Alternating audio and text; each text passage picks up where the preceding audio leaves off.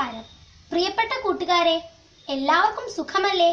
ഈ ലോക്ക്ഡൗൺ കാലത്ത് എന്തൊക്കെയാണ് പരിപാടികൾ? കളിച്ചു മതിയായോ? പുതിയ പുസ്തകങ്ങൾ വായിച്ചുവോ?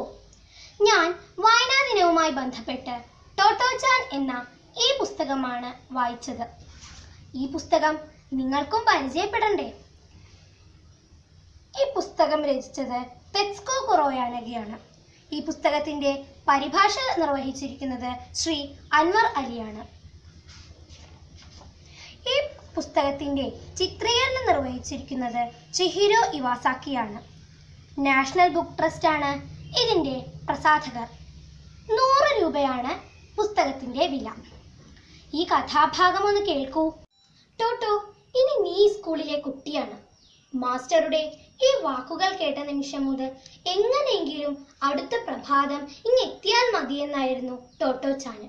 ഒരു പകലിനു വേണ്ടി ഇത്രയേറെ ആഗ്രഹത്തോടെ അവൾ ഇന്നേ വരെ കാത്തിരുന്നിട്ടില്ല. ടോട്ടോയെ പോലെ ഞാനും ഈ കൊറോണ കാലത്ത് സ്കൂൾ തുറക്കുന്ന പ്രഭാതത്തിനു വേണ്ടി കാത്തിരിക്കുകയാണ്. അതുകൊണ്ട് തന്നെ ഈ പുസ്തകം ഏറ്റവും ആസ്വാദ്യമായി എനിക്ക് അനുഭവപ്പെട്ടു. ജാപ്പനീസ് ഭാഷയിൽ ചൂടപ്പം പോലെ വിറ്റുപോയ ഒരു പുസ്തകമാണിത്. ലോകത്തെ എല്ലാ പ്രധാന ഭാഷകളിലേക്കും ഈ പുസ്തകം തർജ്ജമ ചെയ്യപ്പെട്ടിട്ടുണ്ട്.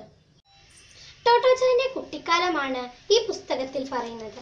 റെയിൽവേ സ്റ്റേഷൻ, ജനാലക്കരികിലെ വികൃതിക്കുട്ടി, പുതിയ പള്ളിക്കൂടം തുടങ്ങി സയോനാര സയോനാര എന്നവസാനിക്കുന്ന 62 ഭാഗങ്ങളായി ഈ പുസ്തകം വിഭജിച്ചിരിക്കുന്നു. ബാല്യത്തിൽ ടോട്ടോച്ചാനെ അമ്മ വീടിനടുത്തുള്ള പള്ളിക്കൂടത്തിൽ കൊണ്ടാക്കി. അവിടെ നിന്ന് അവളെ 1ാം ക്ലാസ്സിൽ നിന്നു തന്നെ പുറത്താക്കി. എന്തെന്നാൽ അവൾ ക്ലാസ് സമയത്ത് ജനാലക്കരികിൽ നിന്ന് തെരുവിൽ പാട്ടുപാടി നടക്കുന്ന പിള്ളേരെ കൂവി വിളിക്കുക പോലുള്ള വികൃതികൾ കാണിച്ചിരുന്നു. അമ്മ അവളെ ടോമോയിലെ സ്കൂളിൽ കൊണ്ടു ചേർത്തി. അവിടെ അവൾ നടത്തിയ സാഹസങ്ങളെ കുറിച്ചാണ് ഈ പുസ്തകത്തിൽ പറയുന്നത്. എനിക്കിതിലെ എല്ലാ കഥയും ഇഷ്ടപ്പെട്ടു.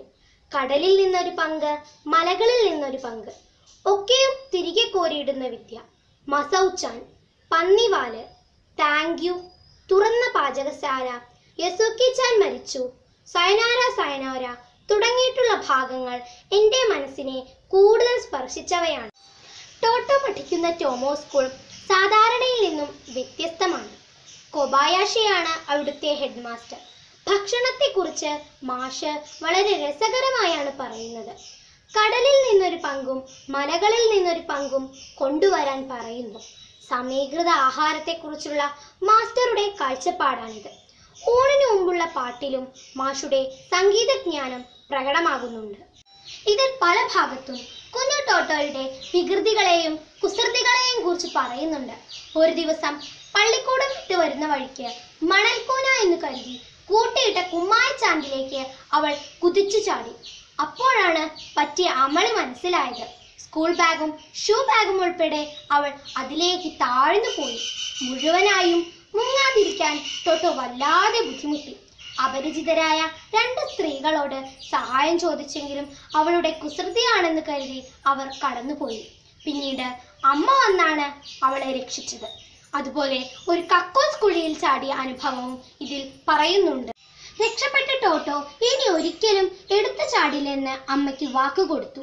അത് ഇങ്ങനെയായിരുന്നു: ഒരു ന്യൂസ് പേപ്പറിന്റെ പുറത്തേക്കോ മണൽക്കൂനയിലേക്കോ ഞാനിനി ഒരിക്കലും ചാടില്ല. ഇത്രയൊക്കെ വികൃതി ഉണ്ടെങ്കിലും ടോട്ടോ നല്ല കുട്ടിയാണെന്ന് മാസ്റ്റർ പറയും.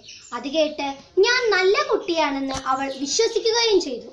എല്ലാവരോടും കാരുണ്യത്തോടെ പെരുമാറുന്ന, പ്രത്യേകിച്ച് വികലാംഗരായ കൂട്ടുകാരെ സഹായിക്കുന്ന, മുറിവേറ്റ ജന്തുക്കളെ പരിചരിക്കുന്ന ടോട്ടോ ശരിക്കും നല്ല കുട്ടി തന്നെ ആയിരുന്നു.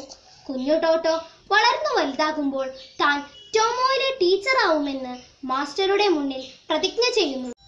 ജപ്പാനുമേൽ അമേരിക്ക നടത്തിയ യുദ്ധത്തിൽ ടോമോ സ്കൂൾ എരിഞ്ഞു വീഴുന്നു. മാസ്റ്ററുടെ ജീവനായ ആ പള്ളിക്കൂടം തീനാളങ്ങളിൽ മറഞ്ഞു. തെരുവിന്റെ വിജനതയിൽ നിന്നുകൊണ്ട് മാസ്റ്റർ അത് കാണുന്നുണ്ടായിരുന്നു. മകനോടുള്ള മാസ്റ്ററുടെ ചോദ്യം അദ്ദേഹത്തെ യഥാർത്ഥത്തിൽ തുറന്നു കാണിക്കുന്നു തന്നെയായിരുന്നു. ഏതുതരം സ്കൂളായിരിക്കും നാം അടുത്ത പ്രാവശ്യം കെട്ടിയുയർത്തുക? ടോട്ടോയുടെ ആ ടോമോ സ്കൂളിനെ ഞാൻ സ്വപ്നം കണ്ടുകൊണ്ടേയിരിക്കുന്നു.